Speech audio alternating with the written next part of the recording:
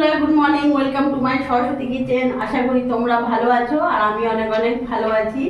আজকে আমি তোমাদের কাছে বানিয়ে দেখাবো, দেখতে পাচ্ছ আমার হাতে।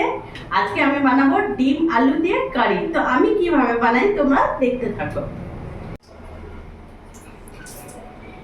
এখানে আমি জল নিয়ে নিয়েছি, গ্যাসটা আমি ধরিয়ে নিলাম। ডিমগুলোকে আমি ভালো করে ধুয়ে নিয়েছি। এবার এরই মধ্যে আমি সেদ্ধ বসিয়ে দেবো।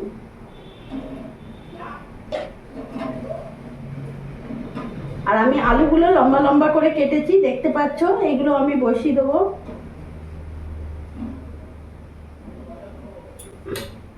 আমি হাফ চামচ লবণ দিয়ে দেবো।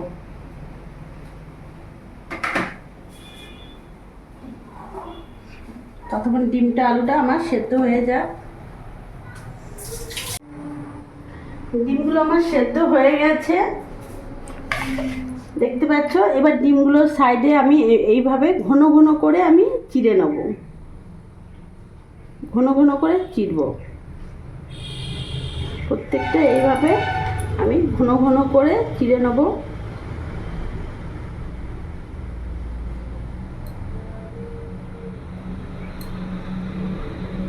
কড়াই বসি, ডিমগুলো আমি 4টে ডিম ভালো করে চিড়ে নিয়েছি। এখানে আমি কড়াই বসিয়ে দিয়েছি, গ্যাসটা ধরিয়ে নেব। কড়াইটা আমার গরম হোক ততক্ষণে এখানে আমি ভালো করে ডিমে নুন হলুদ মাখাবো।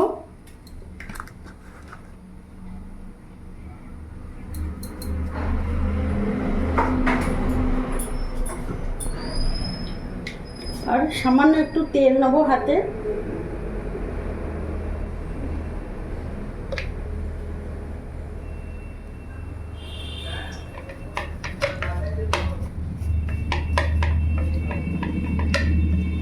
ভালো করে তেল দিয়ে আমি বুলিয়ে নিয়েছি। আর কড়াইতে আমি এখানে তেল দিয়ে দেবো।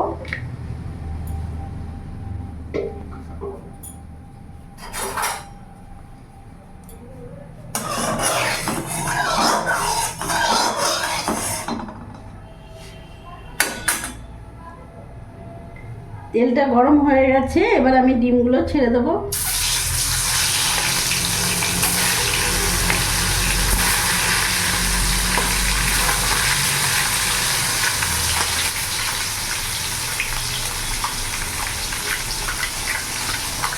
এবার ভালো করে ভেজে নেব।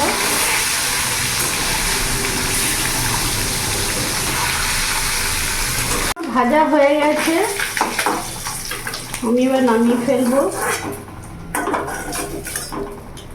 ওই তেলের মধ্যে এখানে কেটে রাখা আলুগুলো আমি ভেজে নেব। আলুগুলো তো দেখে আমি ভাপিয়ে নিয়েছিলাম, হালকা সেদ্ধ হয়েছে।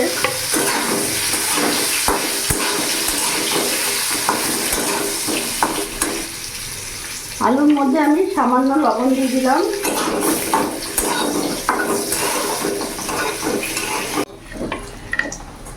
আলুগুলো ভাজা হয়ে গেছে, আমি এবার নামিয়ে ফেলবো।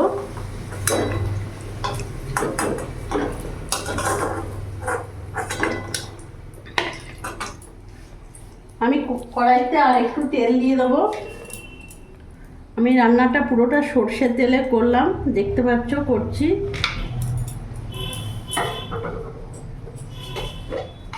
গ্যাসটা একটু বাড়িয়ে দেবো। ওই তেলের মধ্যে আমি এখানে ফোড়নে জিরে দিয়ে দিলাম।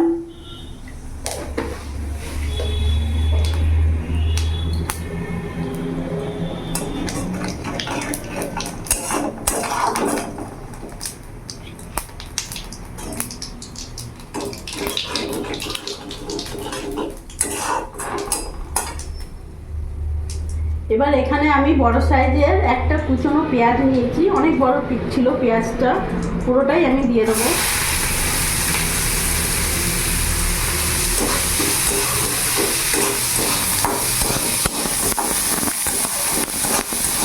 পেঁয়াজটা একটু ভাজা ভাজা করে নেবো, যাতে কাঁচা গন্ধটা আমার চলে যায় পেঁয়াজের। পেঁয়াজটা ভাজা হয়ে গেছে, দেখতে পাচ্ছ এরকম পেঁয়াজ ভাজা হবে। এরই মধ্যে এখানে আদা রসুন লঙ্কার পেস্ট দিয়ে দেবো, পুরোটা দিয়ে দিলাম। বড় চামচের 3 চামচ আছে। ভালো করে আমি এখন মিশিয়ে নেবো মশলাগুলোর সাথে পেঁয়াজটা। কিছুক্ষণ নাড়াচাড়া করে নেব। এবার এরই মধ্যে এখানে আমি লবণ নিয়েছি 1.5 চামচের মতন, হলুদ নিয়েছি 1 চামচ, লঙ্কা গুঁড়ো 1 চামচ, জিরে গুঁড়ো 1 চামচ আর ধনে গুঁড়ো 1 চামচ, পুরোটা আমি দিয়ে দেবো।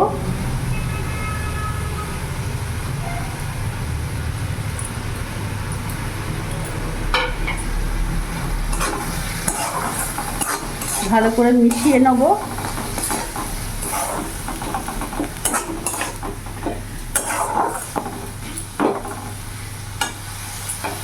এরই মধ্যে কেটে রাখা টমেটোগুলো আমি দিয়ে দেবো। একটা বড় সাইজের টমেটো নিয়েছি। ভালো করে মিশিয়ে নিলাম। এবার সামান্য একটু জল অ্যাড করব যাতে মশলাটা লেগে না যায় আর ভালোভাবে আমার কষা যেন হয়ে যায়। এখন গ্যাসটা আমি একটু সিম করব, সিম আঁচ করে মশলাটা আমি কষিয়ে নেব।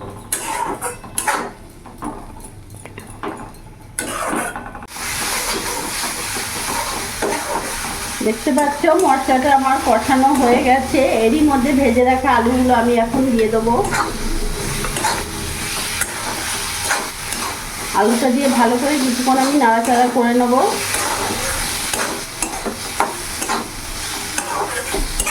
এবার এরই মধ্যে আমি এখন জল দিয়ে দেবো।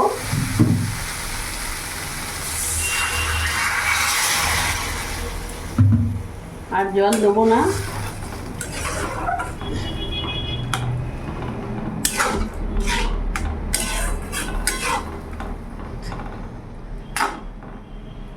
এবার আমি ঢাকা দিয়ে দেবো। ঢাকা দিয়ে আমি কিছুক্ষণ পর ফিরে আসছি।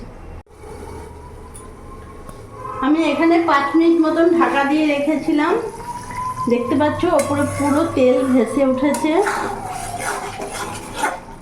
খুব সুন্দর মশলাটা আমার গাঢ় গাঢ় হয়েছে, দেখতে পাচ্ছ। আলু একেবারে সেদ্ধ হয়ে গেছে। এরই মধ্যে এখন আমি ভেজে রাখা ডিমগুলো দিয়ে দেবো।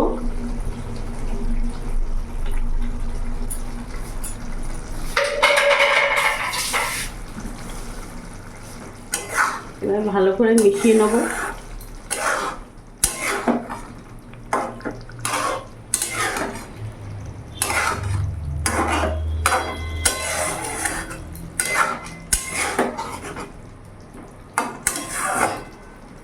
এবার আরো কিছুক্ষণ আমি ঢাকা দিয়ে সিম আঁচ করে রেখে দেবো। আমি কিছুক্ষণ পর ফিরে এসেছি। দেখতে পাচ্ছ কত সুন্দর দেখতে হয়েছে, খুব সুন্দর দেখতে লাগছে।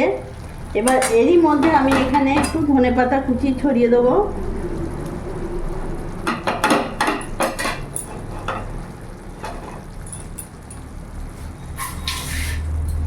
আর এখানে আমি একটু গরম মশলা দেবো। একটু ভাজা গরম মশলা আমি ছড়িয়ে দিলাম।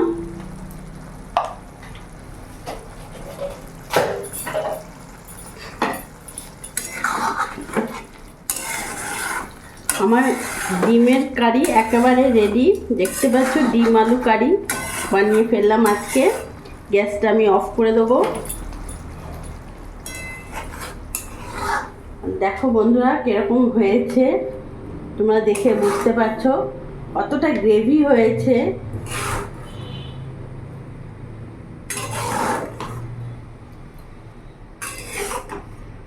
দেখো